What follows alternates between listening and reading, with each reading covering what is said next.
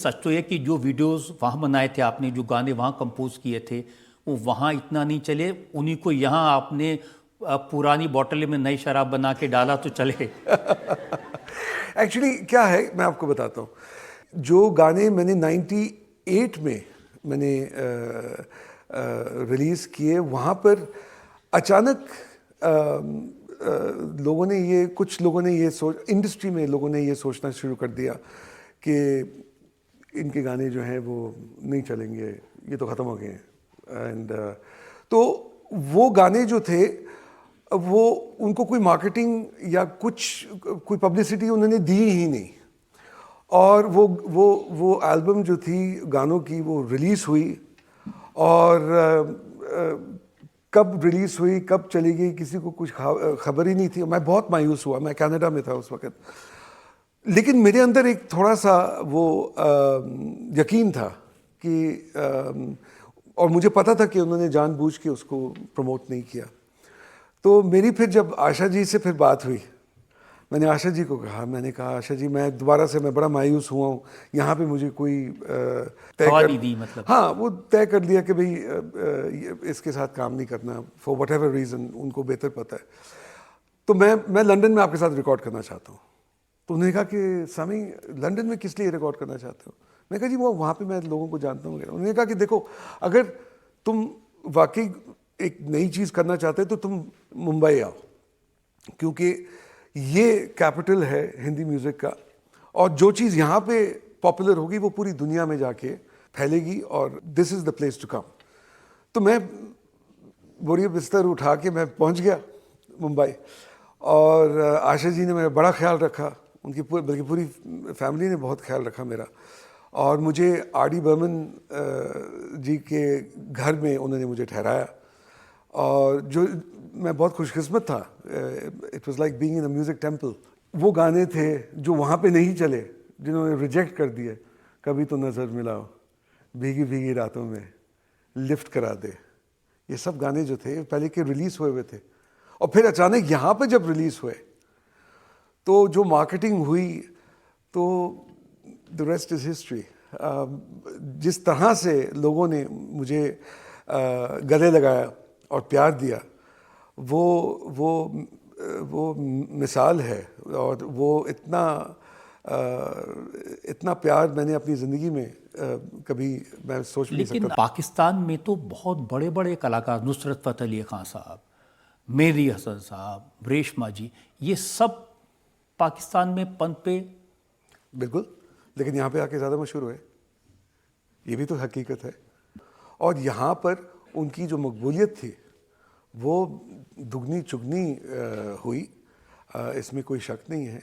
क्योंकि देखिए, एक चीज़ तो आप डिनाई नहीं कर सकते कि यहाँ पे जो ऑडियंस है, जो मासेस हैं, क्वांटिटी बहुत है। और जो यहाँ पर एक म्यूज़िक की तरफ ख़ास तौर पे जो एक रवैया है, एक एटीट्यूड है, और जो कदर है, वो उसका मुकाबला कहीं पे भी नहीं किया जा सकता। बहुत सारे बड़े बड़े कलाकारों को हमने देखा, आखिरी दिनों में उनका बहुत बुरा हाल हुआ पाकिस्तान में। जी बिल्कुल। आप देखिए, मेहदी हसन साहब जो थे, किंग ऑफ गज़ल्स कहलाए जाते, शाहिनशाह गज़ल, और उनका जो अंत हुआ, उनका जो जिस तरीके से वो इस दुनिया से रुखसत हुए, बहुत दुख की बात है। उनको कोई सपोर्ट नहीं मिला, और रेशमा जी के साथ भी यही हुआ। कुछ तस्वीरें अदनान मेरे पास में हैं, मेहदी हसन साहब की, रेशमा जी की एक तस्वीर आपके साथ भी है। और किस गरीबी से, किस परेशानी से, किस हैरानी और बीमारी से वो गुजरे, वो हम अगर दर्शकों को दिखाएं तो अंदाज़ा होगा कि इतने बड़े बड़े आर्टिस्ट जिनको पूरी दुनिया का प्यार मिला, और वो किस कदर बेकदरी हुई उनकी पाकिस्तान में।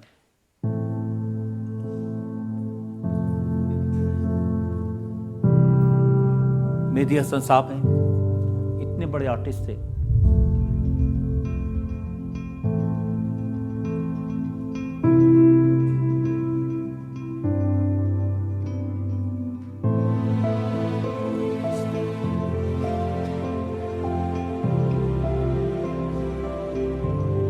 क्या वजह आपको लगती है कि क्यों आज भी इनकी तस्वीरें देखकर आंख में आंसू आते हैं? बेशक, बेशक।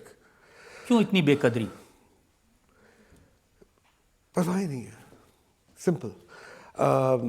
जनता जो है वो बहुत प्यार करती है और उन्होंने हमेशा सराहा है, लेकिन जो जो अथॉरिटीज़ हैं उन्होंने कोई मदद नहीं की। और बहुत सारे ऐसे हैं, ये तो बहुत नामवर हैं, और बाकी इस तरह के बहुत सारे और हैं, एक्टर्स भी हैं जिनका हाल जो था बहुत आखिरी वक्त में बहुत ही भयानक किस्म का हाल था।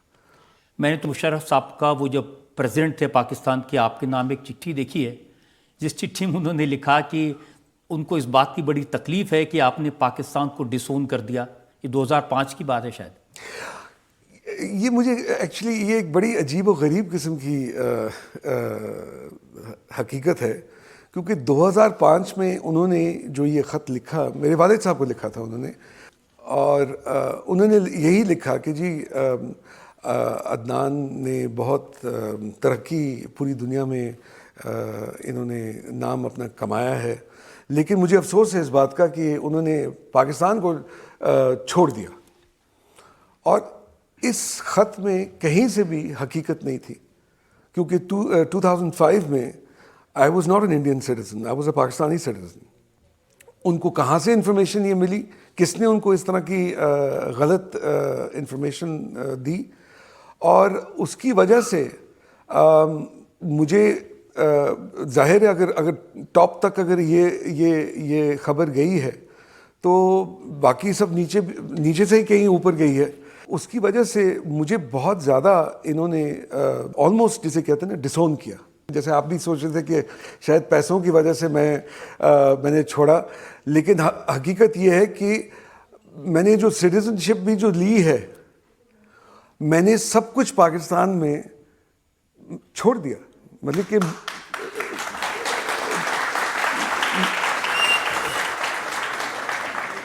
मेरे वहाँ पे मतलब कि जो ख़ानदानी जो प्रॉपर्टीज़ हैं जिनके साथ मैं इंटाइटल्ड हूँ करोड़ों में, मैंने वो सब जो आई एम नॉट इंटाइटल्ड सब छोड़ दिया मैंने। जैसे मैंने आपको कहा कि पैसा मेरे लिए ड्राइविंग फोर्स नहीं है, बल्कि यहाँ पे जब आया तो यहाँ पे मेरे पास दोबारा से मुझे शुरू करना पड़ा।